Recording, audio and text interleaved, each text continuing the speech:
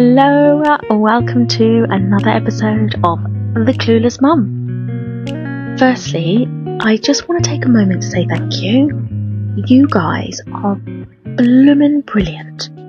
The amount of love and support I have received in my DMs, on my social media posts, it has been honestly overwhelmingly fantastic.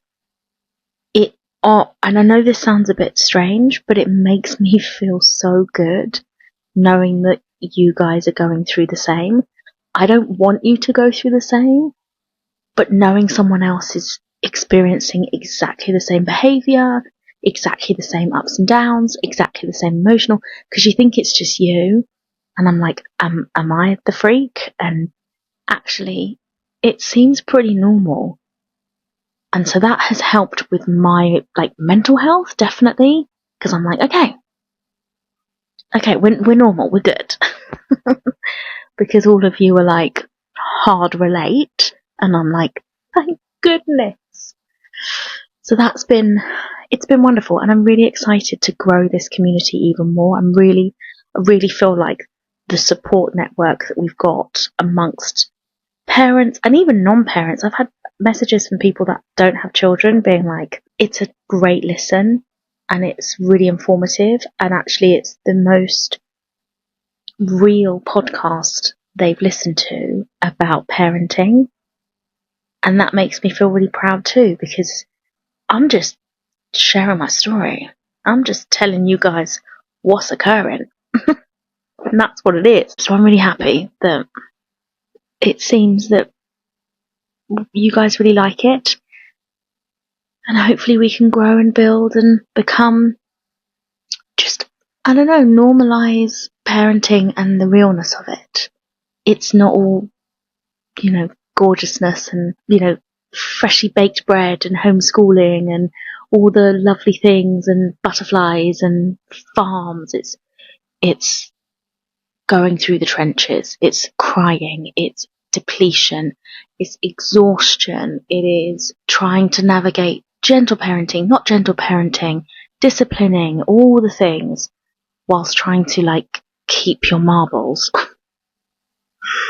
And I think it's clear that I've lost a couple, but I'm so tired. I'm sorry, darlings. If you're watching this on YouTube, I have not got any makeup on. I am absolutely exhausted. Put Zeke straight down, and I just thought, let me just jump on and have a chat with you guys. I am thoroughly exhausted, but again, this is me. I'm in my bed. I'm just about to get into my pajamas and go to sleep. I can hardly keep my eyes awake. And the embarrassing thing is, do you know the time actually in real time? It's 7:41 p.m. But in my defence, it's actually dark outside nearly, so it does feel about midnight. So, quick life update, I suppose. Week 1 of Zeke's school. I would say it's going really well. Teachers would say it's going really well. Ezekiel would say it's awful. He doesn't like school and he's not having a good time. And I'm like, oh, that's tricky. And I don't know if anybody else gets this with their child. Zeke will tell me nothing about his day. I mean nothing. I will ask him how was your day? He'll say things bad. Who did you play with? Can't remember. What did you do at school? Can't remember. Or just silence. I get nothing out of him at all. No information. And then he said, the other day, everyone was mean to me yesterday. And I'm like, Mama Bear, excuse me? And I went and spoke to the teacher, and the teacher was like, no, everyone's really been kind. He's been really kind. He's settled really well. He's getting on really well. We're over the moon. And I'm like, who do you believe? I mean, obviously, I want to believe the teacher, but I don't want to disbelieve my child straight off the bat. But why would he lie about things like that? And what is it about children not telling you anything about their school day? Is there some kind of psychological, their brains are so tired because of the school day that they can't then think about the things that they did to tell you what they've done? Or is it just, I don't know, some kind of defiance? I don't know. If you have any ideas of why children don't tell you what they did at school, like the specifics of things, let me know.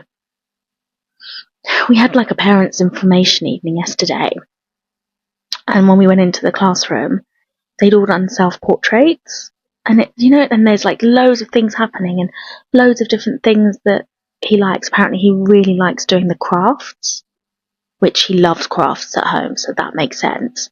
And today they had karaoke after school.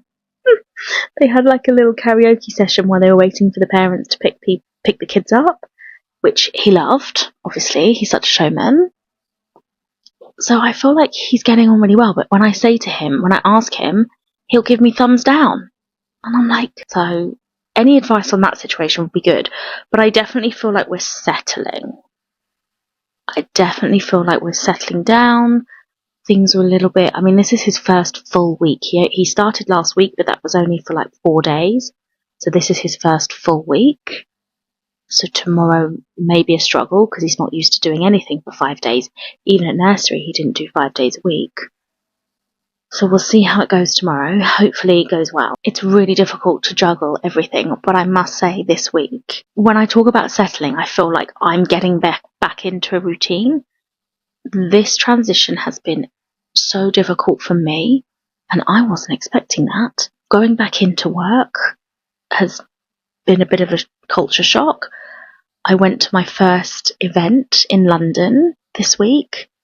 It was with a business called Mumble Forum, and this isn't an ad or anything like that. They did a panel talk in London at a hotel about longevity, and it was so interesting, and it was just a room of fantastic women, all of sort of range of ages, and they had like, I think 4 people on the panel, and then a host, and each person talking about their area of expertise and talking about longevity and how you can basically get longevity. And it was wonderful, and it was real. On the way home, I was on the train, and I really felt like my cup had filled up a little bit. And you know how people talk about that you can't pour from an empty cup? It's so true. And that event, just going into London for the morning, being an adult, talking about adult things, wellness as well. I'm really into my wellness at the moment. And so that is intriguing to me about like how to be the best version of yourself inside and out. And I just felt like my cup had been not all the way, obviously, but it just it just filled up a little bit. And I was like, wow, okay, this reminds me of like pre-summer holidays. The summer holidays was a bit of I may have a little bit of like PTSD around it because it was a really tough time. Not in a terrible way, just it was such a culture shock. It was such a shock. And then now I'm getting back into work. It's a kind of a shock back, like going on the train up to London. I was a bit nervous, a bit anxious getting on the tube. It's like, oh, all these people. Darlings, I moved out of London about 1.5 years ago. I live in the countryside. It is bliss. I always thought I'd be a London gal. I always thought like London's my favourite city in the whole wide world. I have lived there for 20 years. I never thought I would ever leave. And when I moved out of London, I gave myself a year, and I was like, I'm going to give a year. If after a year I want to move back to London, I can. There is nothing stopping me. I'm just renting.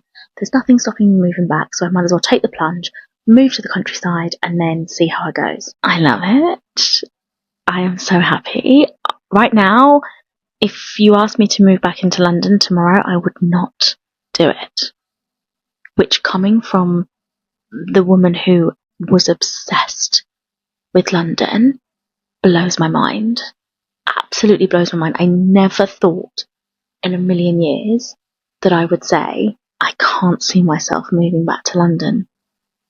It was such a good move. I'm so grateful to the universe for making this move happen. And that's the other thing I love about the universe. I didn't want the move to happen. I didn't want to move out of London. It was literally a cost of living issue. And so I moved out because I just I didn't want to raise my son and be skinned all the time. It was becoming really tough. So I moved out of London, and it's fabulous. I cannot tell you, it's so nice living in the country. The fresh air, the greenery. I'm just surrounded all the time by green. Green spaces, green fields, everywhere you drive. There's no high-rise buildings. It's just green. And you really do acclimatise to that, because when I went back into London, the harshness of the buildings was I felt the energy of harsh and cold and quite heavy. And I loved going in, and I loved being with those amazing women, and I loved filling up my cup, but I also loved coming home. And when I walked through my door, I was like, ah. And I think that's pretty bloody epic. So if you happen to be on the fence about moving, do it. And if in a year's time you don't like where you live, you can move back. No dramas. You're not a tree. You don't have roots. Pack up. Move. I did. It was fabulous. I have created the UK's first parent influencer app. So if you have more than 1,000 followers on social media, businesses will give you free stuff in return for social media posts. Fancy driving your very own Tesla for 3 whole days? Then join Kidfluence today for just $2.99 and have access to this and lots of other offers. It is available on your app store for $2.99 a month. Download now. Kidfluence. Creating community through collaboration. Okay, so let's get into it. I briefly touched on this last episode, and let's dive in. ADHD. Well, where do we start? I never thought for a million years I would have ADHD. And it really is quite, I think, still misunderstood, because I didn't understand it myself, and I didn't think I had it. I always thought ADHD meant somebody hyperactive, and I'm not hyperactive. I can be manic. I can go through episodes of being highly motivated, but I'm not hyper in general. Although one would argue, when I started thinking about my symptoms and thinking about what it related to me, I absolutely have symptoms. I can't keep still. I have restless leg. Is it restless leg? I'm constantly playing with my necklace, or fiddling with my hair, or, rubbing a piece of nail varnish off of my nails. I'm doing something. I can't sit still. So that I'm like, okay, tick, ding, that ticks a box. And I had at my GP, they give you a survey to fill in. So the nurse sends you a survey, you fill it in, and then depending on the answers, then they refer you. So I am now at the stage where I've done the survey, I filled it in, and now they're going to refer. Because on the survey, I got 10 out of 10 for every question. Oh, and I was like, oh my days. I can't believe, I haven't got a touch of ADHD, darlings. By the questions that they asked me, I'm 10 out of 10. And there were some questions when I was 11 out of 10. And I can't really think of the questions. Oh, I should have seen it if I could get it up. It's really annoying that I didn't try and get it up. I should have tried to get it up so that I could have been ready. I can't get it up. But it was things like, do you zone out in conversations? Not often, sometimes, very often, very often. Okay, very often. Do you get frustrated when people take too long to finish their sentence or get to the point? Yes. Do you often finish people's sentences for them? Yes. Do you interrupt people? Do you interrupt people a lot? 10 out of 10. And then I think it was like, can you sit still? No.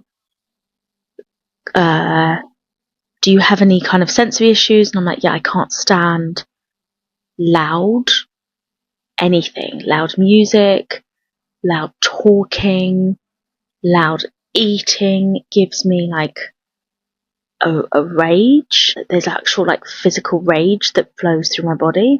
If somebody next to me and they is eating really loud, that gives me like, rage.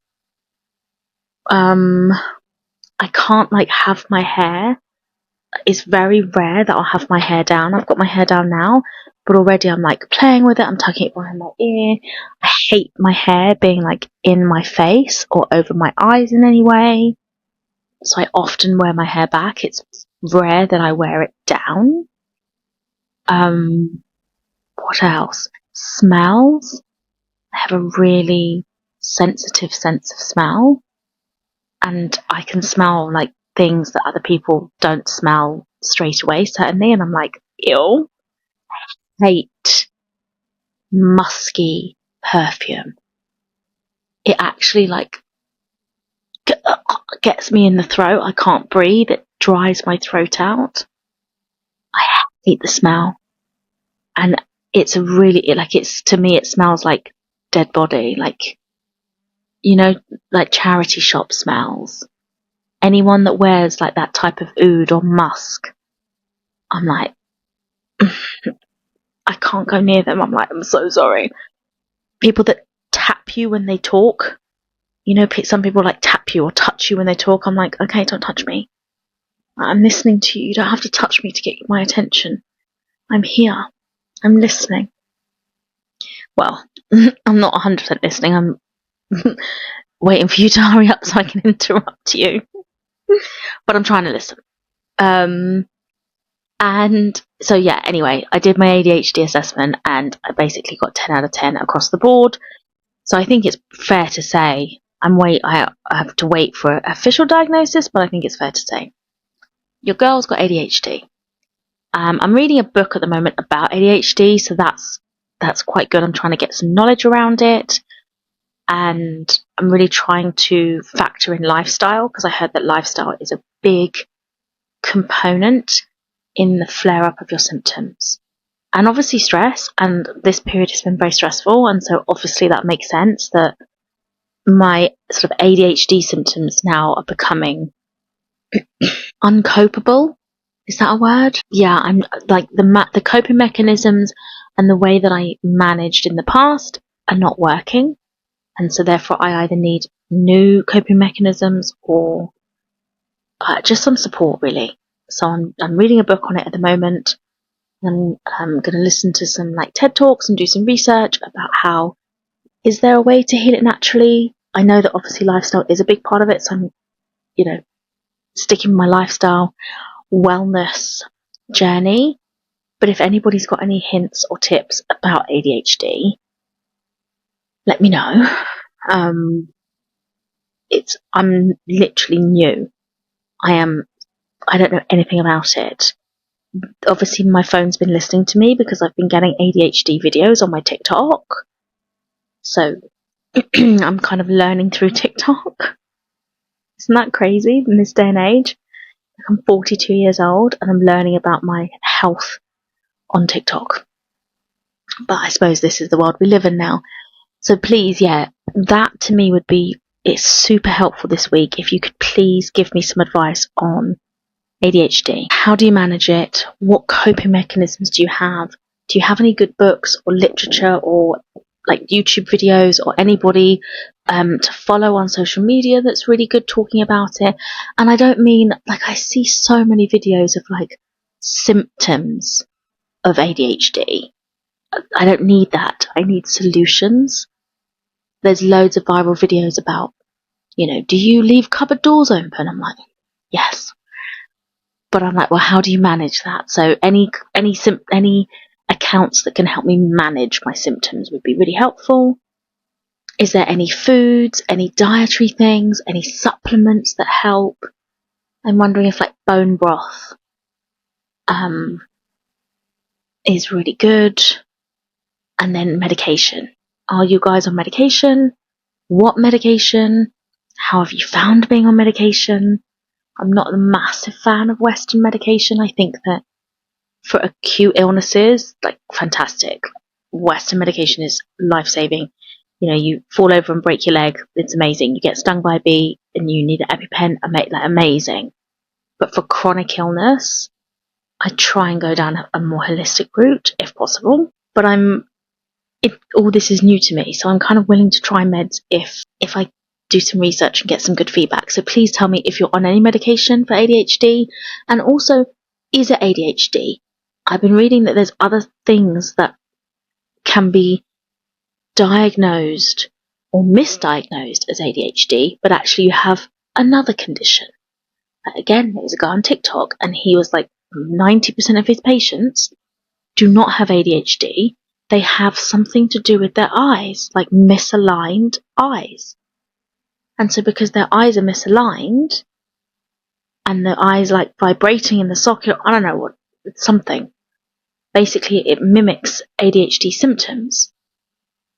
And so people are getting misdiagnosed with ADHD when they don't. They just need these special glasses and then they're cured. So is there anything else it could be? And also, what does that mean? Like, do you think the book I'm reading would suggest that it's not hereditary.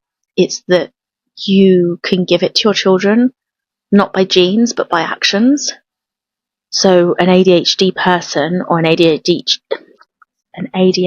child develops ADHD as a coping mechanism because they've been through childhood trauma, and basically their primary caregiver didn't emotionally fulfill or support them. And so they developed coping mechanisms which later then became not good coping mechanisms, and they got ADHD. I'm halfway through the book, so once I read the book, then I can talk about it more overall, but that's like the vibe I'm getting from his book right now. He's called Gabor Mate. It's called Scattered Lines. And actually I'm going to go and read some more now. So yeah, let me know about ADHD. But thank you for tuning in again. Please subscribe. Please engage, comment, share. Anybody that's going through the same, please, because the more you give me feedback, the more I can talk openly and honestly about it, and also it makes me feel really good that I'm not alone, and hopefully you feel good that you're not alone, because we're all in it together. So have a great week, my darlings. I'm sending you love and light, and I'll speak to you next week.